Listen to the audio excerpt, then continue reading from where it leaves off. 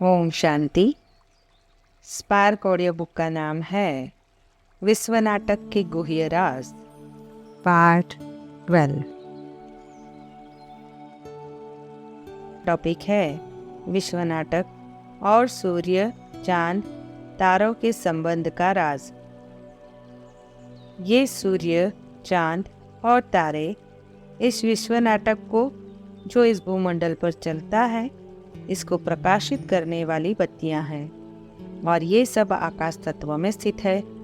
सूक्ष्म वतन और मूल वतन में इनकी गम नहीं है, क्योंकि वहाँ कोई नाटक नहीं चलता है और ना ही रात दिन होते हैं तथा ना ही इनको वहाँ कोई आवश्यकता है।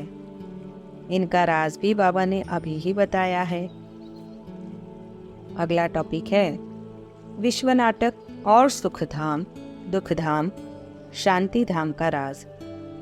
शांति धाम क्या है और सुख धाम क्या है, इसका यथार्थ ज्ञान भी परमात्मा ने अभी दिया है। शांति धाम है विश्व नाटक के एक्टर्स आत्माओं की दुनिया, जहाँ आत्माएं आकर साकर वतन के पाठ से मुक्त स्थिति में रहती है। शांति धाम शांति का धाम है, क्योंकि वहाँ कोई पाठ नहीं होता है। उसको स्वीट साइलेंस होम भी कहा जाता है। कल्पांत में फिर से सभी आत्माएं नंबरवार उस धाम में जाती है। फिर नंबरवार वहाँ से इस तरह पर पाठ बजाने आती है। सुखधाम है जीवात्माओं की दुनिया, स्वर्ग, जहाँ जीवन मुक्त आत्माएं ही रहती है। वहाँ देहाभिमान अर्थात 5 विकार अर्थात रावण होता नहीं, इसलिए दुख अशांति का नाम निशान नहीं होता। इसलिए ही इसको सुखधाम कहा जाता है। सत्युग का त्रेता को सुखधाम कहा जाता है, क्योंकि वहाँ किसी भी आत्मा को कोई दुख नहीं होता है। द्वापर कलयुग दुखधाम कहलाता है, क्योंकि वहाँ आत्माओं को सुख दुख दोनों की अनुभूति होती है, परंतु सुख की तुलना में दुख की अनुभूति अधिक होती है। भल द्वापर कलयुग में भी नई आत्माएं जो ऊपर से उस समय आती है, वे कुछ समय सुख में होती है। उसका यथार्थ ज्ञान भी अभी ही परमात्मा के द्वारा मिला है। संगम युग है दुखधाम, सुखधाम, शांति धाम का संगम, जहाँ तीनों का ज्ञान है और तीनों से श्रेष्ठ सुख की अनुभूति होती है। सत्युग में बैरिस्ट्री आदि तो पढ़ते नहीं है, वहाँ तो सिर्फ हुनर सीखना होता है। हुनर न सीखे तो मकान आदि कैसे बने। 1-2 को हुनर सिखलाते हैं। साकार मुरली की रिवाइज डेट है 15 नवंबर 2004। अगला टॉपिक है विश्व नाटक और साक्षी स्थिति का राज। साक्षी स्थिति जीवन की सर्वश्रेष्ठ स्थिति है और पुरुषार्थी जीवन के लिए परमावश्यक स्थिति है। प्रायः सभी धर्म, मठ, पंथ वाले किसी न किसी रूप में इसका वर्णन करते ही हैं, परंतु यथार्थ साक्षी स्थिति क्या है और उस स्थिति को कैसे पाया जा सकता है, अर्थात साक्षी स्थिति में कैसे स्थित हो, उसका राज आज तक किसी ने भी नहीं बताया, जो परमात्मा ही अभी बताते हैं। परमात्मा इस विश्व नाटक का पूर्ण ज्ञाता है, इसलिए वह इस नाटक के यथार्थ रहस्य को जानता है और इसका साक्षी दृष्टा है, क्योंकि उसको इस अनादि अविनाशी विश्व नाटक के आदि मध्य अंत का सारा ज्ञान है। परमात्मा निराकार और इस विश्व नाटक के गुण धर्मों को यथार्थ रीति समझने के कारण वह इसकी किसी घटना से प्रभावित नहीं होता है, सदा ही साक्षी दृष्टा रहता है। जो आत्माएं परमात्मा के द्वारा इस विश्व नाटक के यथार्थ रहस्यों को समझ लेती है, वे ही साक्षी होकर इसको देख सकते हैं। अर्थात इस नाटक को यथार्थ रीति समझने से ही आत्मा साक्षी स्थिति में स्थित हो सकती है और साक्षी स्थिति सुखमय जीवन का मूलाधार है। ज्ञान सागर परमात्मा ने अभी इस विश्व नाटक के आदि मध्य अंत का जो ज्ञान हम आत्माओं को दिया है और हुबहू पुनरावृत्ति का जो राज समझाया है, यह राज ही साक्षी स्थिति को धारण करने के लिए एकमात्र आधार अर्थात सक्षम है। बिना इस राज को जाने कोई भी आत्मा यथार्थ रूप में साक्षी नहीं बन सकती है। हठ साधना के आधार पर जो आत्माएं साक्षी बनते भी है, उनकी वह स्थिति अस्थायी ही होती है, क्योंकि समयांतर में वह परिवर्तित हो जाती है और पतनोन्मुख स्थिति होने के कारण वे सभी आत्माएं तमो प्रधानता की ओर ही जाते हैं। साक्षी स्थिति वाला ही राग, द्वेष, भय, चिंता से उत्पन्न अनेक विकर्मों से मुक्त हो अभीष्ट पुरुषार्थ कर सकता है। इस विश्व नाटक की सत्यता पर हम विचार करें तो जो हुआ वह टल नहीं सकता और जो नहीं हुआ वह हो नहीं सकता, परंतु जो हुआ वह अच्छा हुआ, जो हो रहा है वह अच्छा है और जो होगा वह भी अच्छा होगा। इस विश्व नाटक में न कोई हमारा मित्र है और न कोई शत्रु है। सभी आत्माएं इसमें अविनाशी पाठधारी है। जो आज मित्र है वही कल शत्रु होगा और जो आज शत्रु कल मित्र होगा। फिर कौन किसका मित्र और कौन किसका शत्रु है? यहाँ न कोई अपना है और न कोई पराया है। जो आज अपना है वही कल पराया होगा और पराया कल अपना हो जाएगा। इस सत्य को जानने वाले ज्ञानी पुरुष कब राग द्वेष के वशीभूत होकर विकर्म में प्रवृत्त नहीं होते हैं। वे सदा ही साक्षी होकर इस विश्व नाटक को देखते और पाठ बजाते हैं तथा अपने आत्मा के कल्याण के लिए अभिष्ट पुरुषार्थ करते हैं। आत्मा तो कभी विनाश नहीं होती। आत्मा में अविनाशी पाठ भरा हुआ है, वह कभी विनाश नहीं हो सकती। यह अनादि अविनाशी ड्रामा है। इस ड्रामा की आयु 5000 वर्ष है। सेकंड भी कम जास्ती नहीं हो सकता। देही अभिमानी होकर साक्षी होकर खेल को देखना है। परमात्मा का भी ड्रामा में पाठ नुदा हुआ है। जो नोंद है वह बदल नहीं सकता। साकार मूल्य की रिवाइज डेट है 2 अक्टूबर 2004। हर एक आत्मा अपना अपना पार्ट बजा रही है। तुम साक्षी होकर देखते रहो। सारा नाटक तुमको साक्षी होकर देखना है और एक्ट भी करना है। बाप कहते हैं तुम जो कुछ देखते हो यह सब विनाशी है। अभी तुमको तो घर जाना है।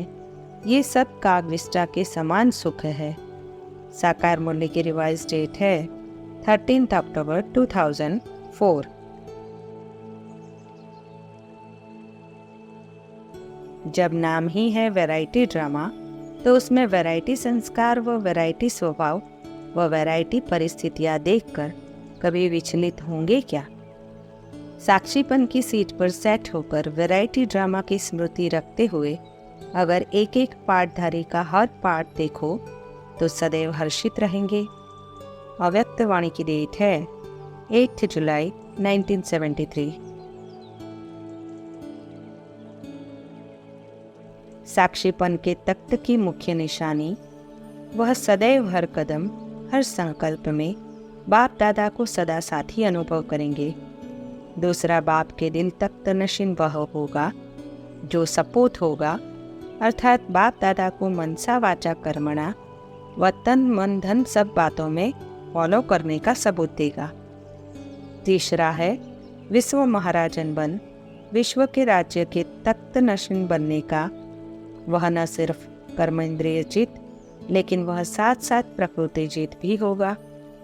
अव्यक्त वाणी की डेट है 11 जुलाई 1974।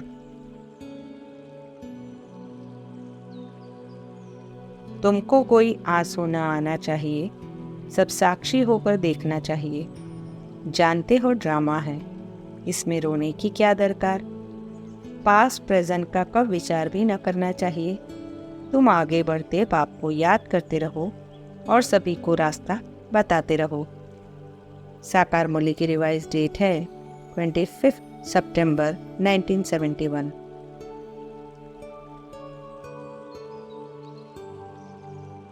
टॉपिक है विश्व नाटक और निर्दोष दृष्टि का राज।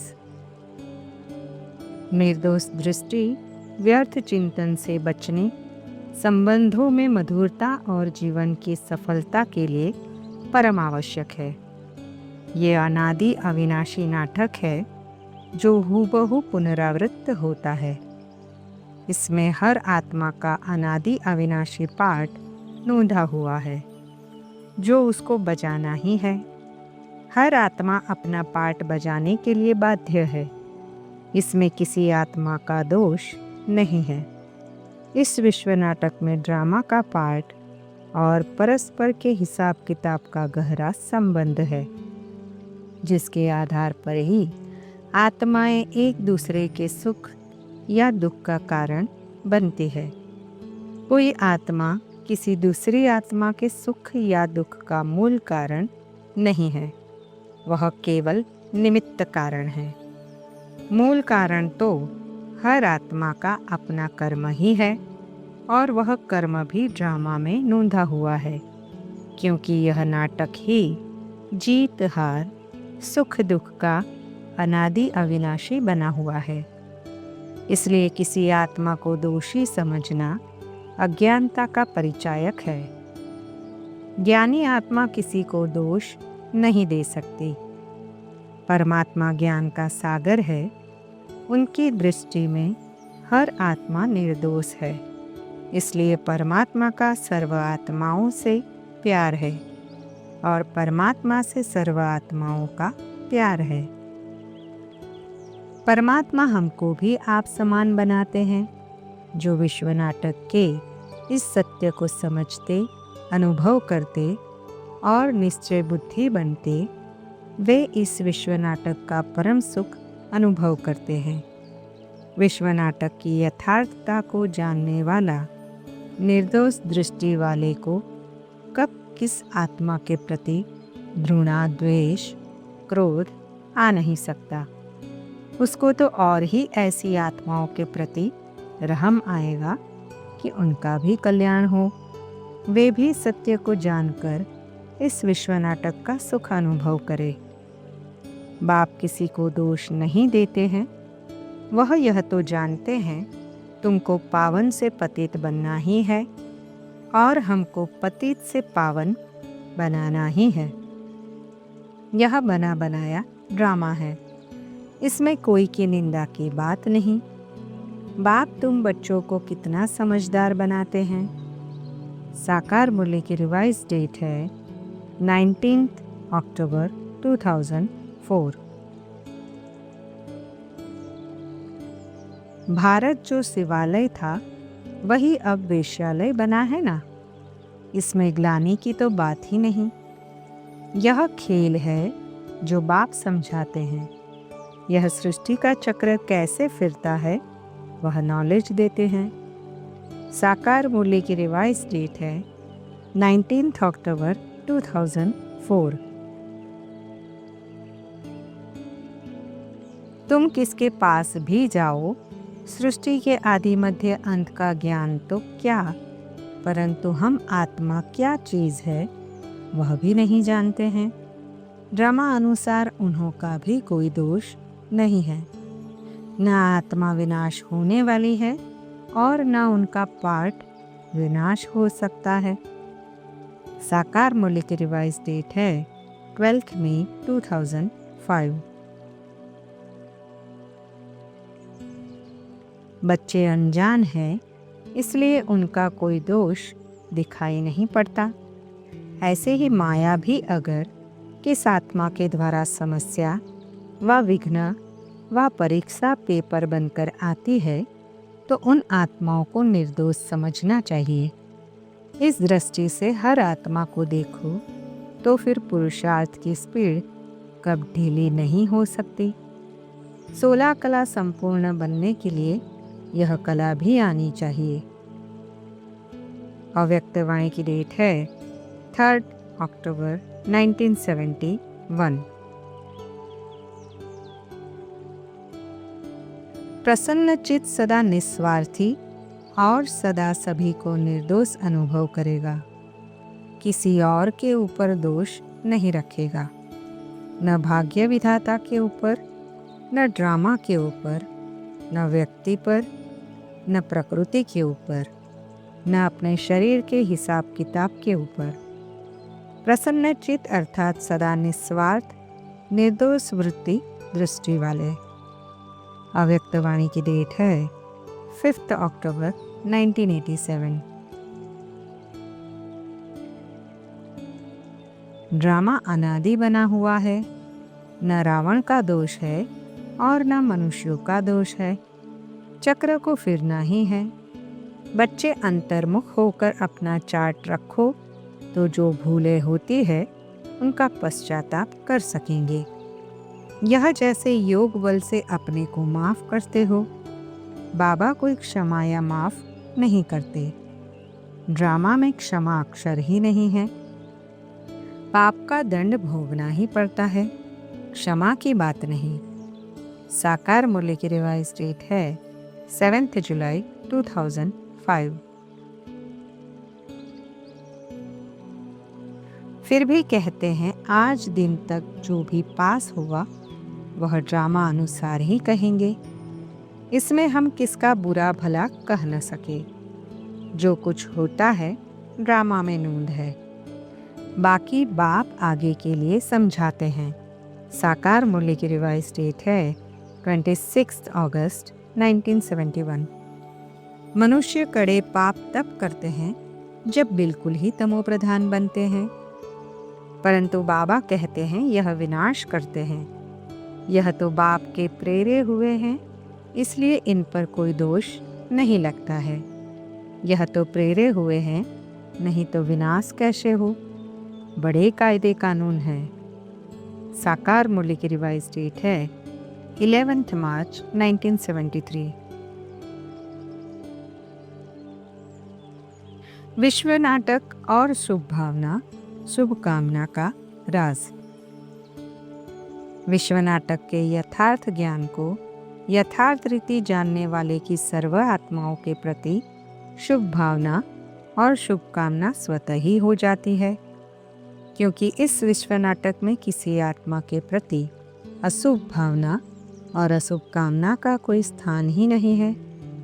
अशुभ भावना और अशुभ कामना का कारण अज्ञानता और विश्व नाटक के यथार्थ रहस्य की अनभिज्ञता है। नाटक में एक अच्छे एक्टर का दूसरे एक्टर के प्रति सहयोग ही होता है, घृणा ईर्ष्या नहीं। और फिर ये तो अनादि अविनाशी विश्व नाटक और हम सभी एक्टर्स एक परमात्मा की संतान है।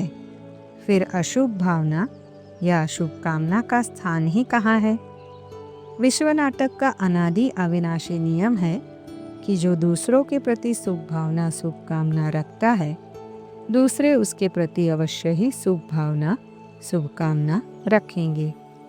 हम परमात्मा के बड़े बच्चे हैं, सर्व आत्माओं के पूर्वज है, तो सर्व के प्रति शुभ भावना शुभ कामना रखना हमारा कर्तव्य है। अगला टॉपिक है जीवात्मा अपना आपे ही मित्र है और आपे ही अपना शत्रु है का राज।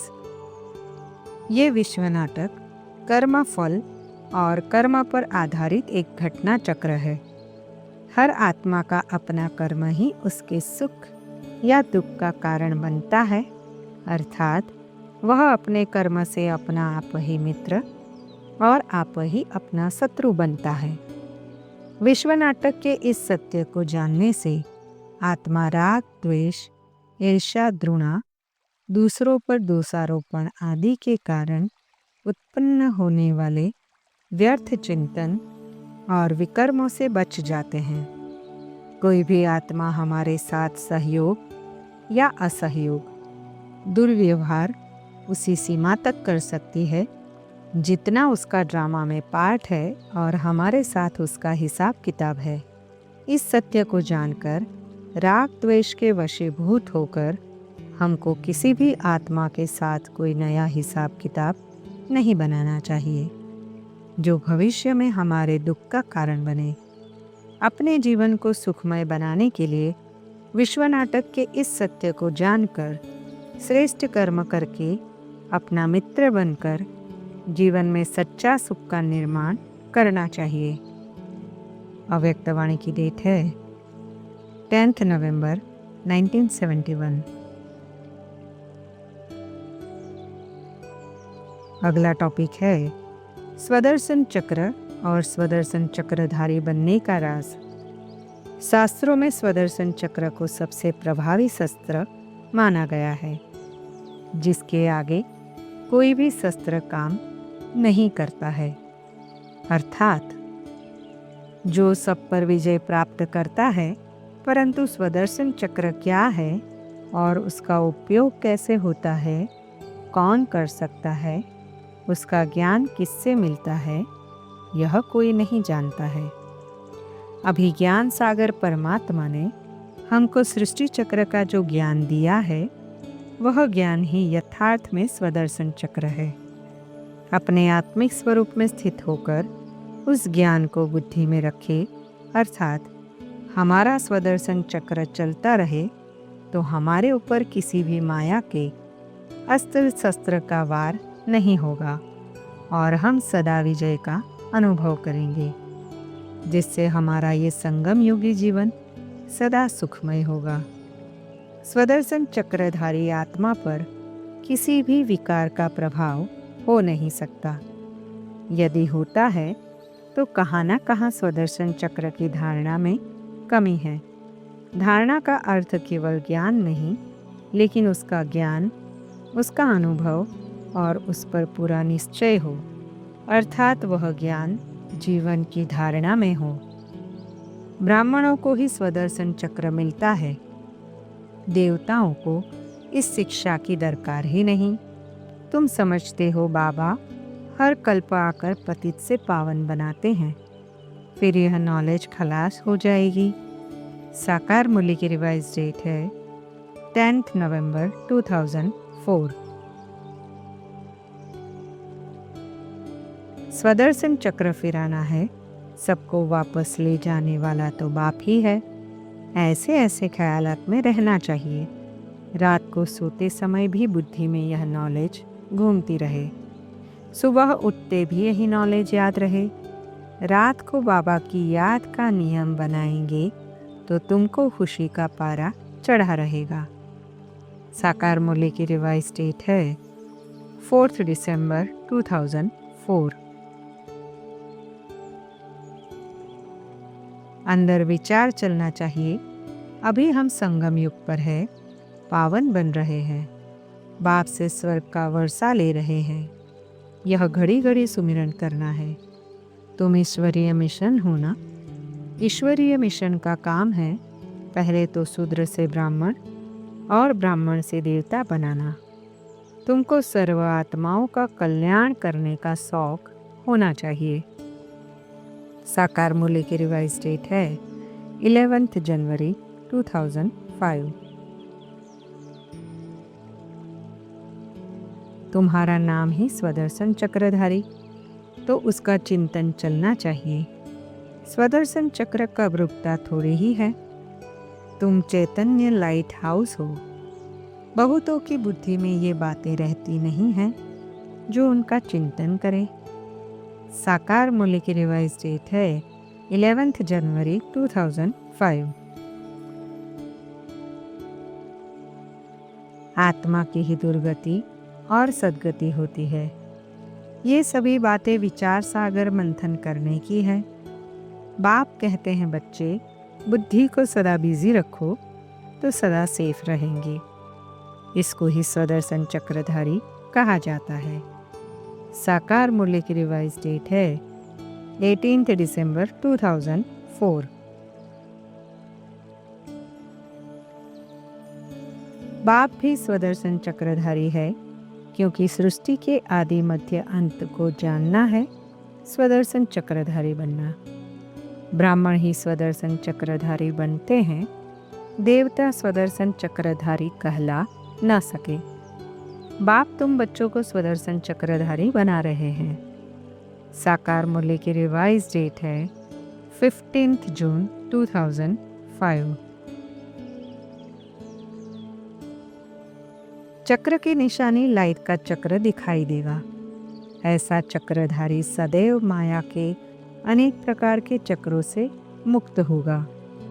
अपनी देह की स्मृति के अनेक व्यर्थ संकल्पों के चक्र से, लौकिक और अलौकिक संबंधों के चक्रों से, अपने अनेक जन्मों के स्वभाव और संस्कारों के चक्र से और प्रकृति के अनेक प्रकार के आकर्षण के चक्र से वह सदैव मुक्त होगा। सिवाय स्वदर्शन चक्र के वह और कोई चक्र में आ नहीं सकेगा। साकार मूल्य की रिवाइज डेट है 18 सितंबर 1975। अगला टॉपिक है विश्व नाटक और स्वर्ग नरक, जीत हार, दिन रात का राज।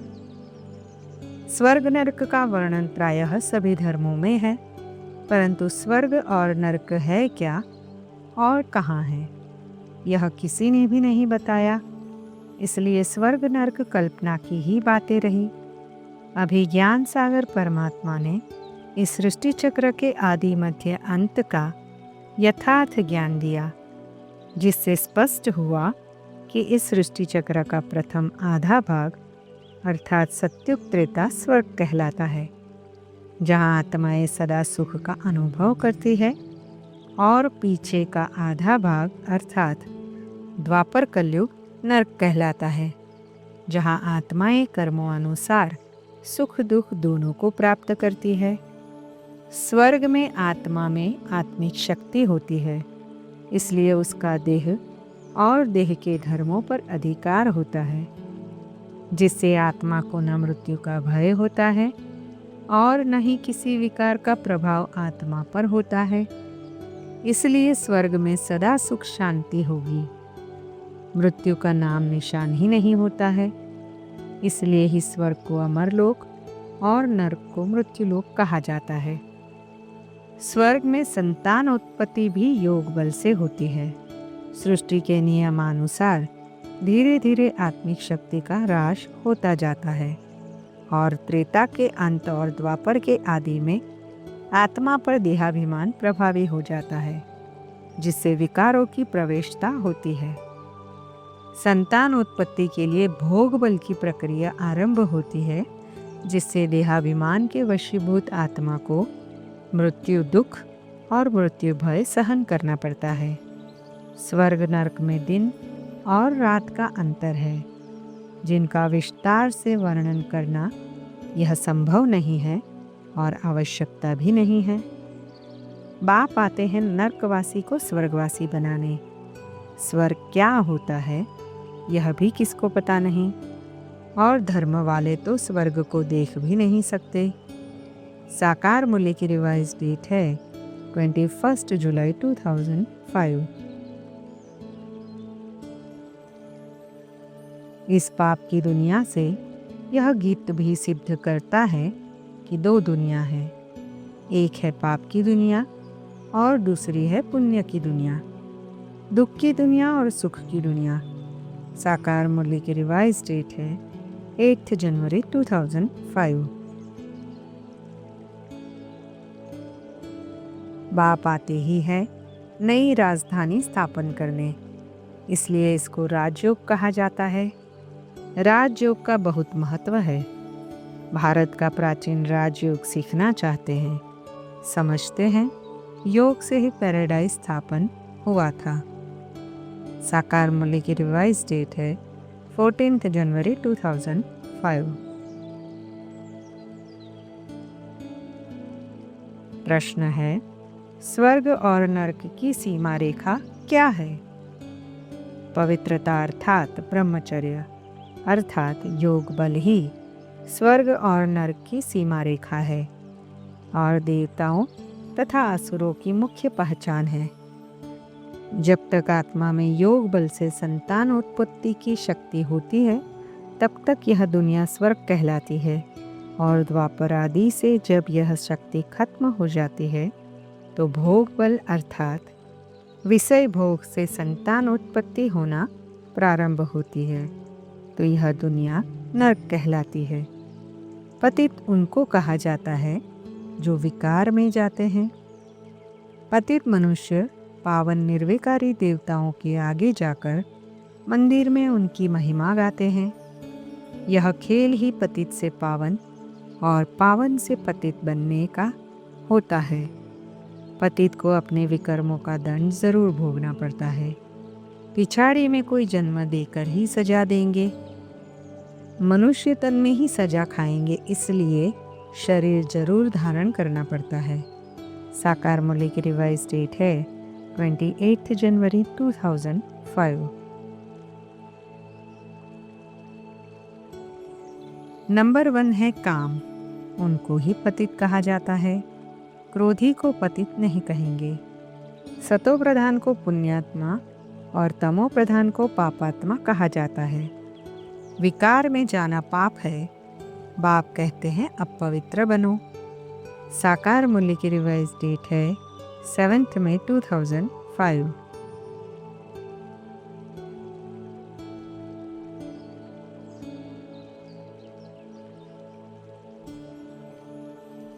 ओम शांति।